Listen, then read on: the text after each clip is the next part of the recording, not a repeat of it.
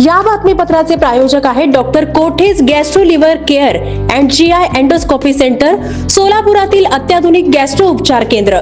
तुमचं पोट, लिव्हर आणि आतड्याच्या सर्व समस्यांसाठी विश्वासार्ह ठिकाण. आंध्र प्रदेशचे उपमुख्यमंत्री पवन कल्याण यांच्या उत्तम आरोग्यासाठी सोलापूर जनसेवा शाखेच्या वतीने पूर्व विभागातील दत्त मंदिर देवस्थान येथे विशेष महाआरतीचे आयोजन करण्यात आले. प्रभू श्री दत्त महाराज यांच्या चरणी प्रार्थना करून पवन कल्याण यांनी लवकरात लवकर पूर्णपणे निरोगी होऊन पुन्हा जनसेवेत सक्रिय व्हावे अशी मनोभावे प्रार्थना यावेळी करण्यात आली.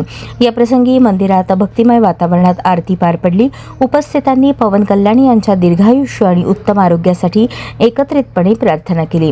जनसेना कार्यकर्त्यांमध्ये यावेळी मोठा उत्साह पाहायला मिळाला.